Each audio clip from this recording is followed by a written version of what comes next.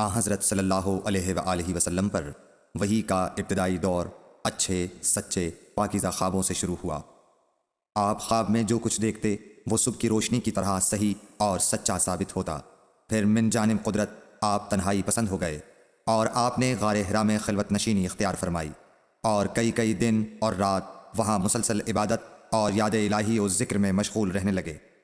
جب تک گھر آنے کو دل نہ چاہتا توشہ ہمراہ لیے ہوئے وہاں رہتے۔ توشہ ختم ہونے پر ہی اہلیہ محترمہ حضرت خدیجہ رضی اللہ تعالی عنہا کے پاس تشریف لاتے اور کچھ توشہ ہمراہ لے کر پھر وہاں جا کر خلوت گزین ہو جاتے۔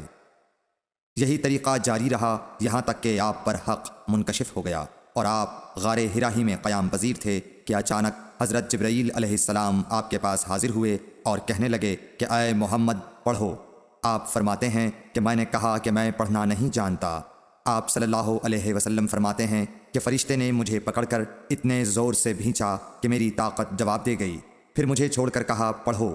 میں نے پھر وہی جواب دیا کہ میں پڑھا ہوا نہیں ہوں۔ اس فرشتے نے مجھ کو نہایت ہی زور سے بھینچا کہ مجھ کو سخت تکلیف محسوس ہوئی۔ پھر اس نے کہا کہ پڑھ۔ میں نے کہا میں پڑھا ہوا نہیں ہوں۔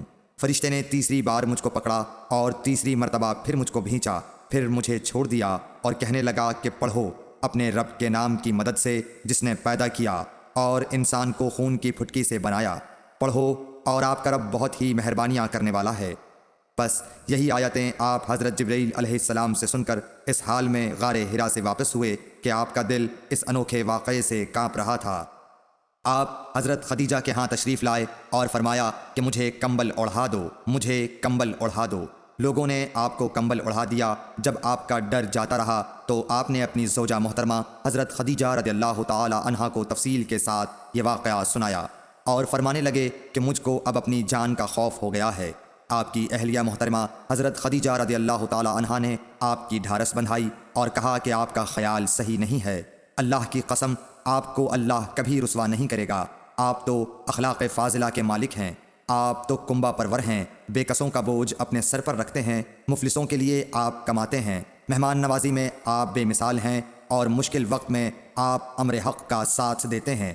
ایسے اوصاف حسنہ والا انسان یوں بے وقت ذلت و خواری کی موت نہیں پا سکتا۔ پھر مزید تسلی کے لیے حضرت خدیجہ رضی اللہ تعالی عنہا آپ کو ورقہ بن نوفل کے پاس لے گئیں جو ان کے چچا زاد بھائی تھے اور زمانہ جاہلیت میں نصرانی مذہب اختیار کر چکے تھے اور عبرانی زبان کے کاتب تھے۔ چنانچہ انجیل کو بھی حسب منشائے خداوندی عبرانی زبان میں لکھا کرتے تھے۔ انجیل سریانی زبان میں نازل ہوئی تھی، پھر اس کا ترجمہ عبرانی زبان میں ہوا۔ ورقہ اسی کو لکھتے تھے۔ وہ بہت بوڑھے ہو گئے تھے، یہاں تک کہ ان کی بینائی بھی رخصت ہو چکی تھی۔ حضرت خدیجہ رضی اللہ تعالی عنہا نے ان کے سامنے آپ کے حالات بیان کیے اور کہا کہ اے چچا زاد بھائی، اپنے بھتیجے محمد صلی اللہ علیہ وسلم کی زبانی ذرا ان کی کیفیت سن لیجئے۔ وہ بولے کہ بھتیجے آپ نے جو کچھ دیکھا ہے اس کی تفصیل سناؤ۔ چنانچہ آپ صلی اللہ علیہ وآلہ وسلم نے از اول تا آخر پورا واقعہ سنایا، جسے سن کر ورقہ بے اختیار ہو کر بول اٹھے کہ یہ تو وہی ناموس معزز رازدان فرشتہ ہے جسے اللہ نے حضرت موسیٰ علیہ السلام پر وحی دے کر بھیجا تھا۔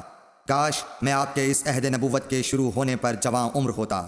کاش میں اس وقت تک زندہ رہتا جب کہ آپ کی قوم آپ کو اس شہر سے نکال دے گی۔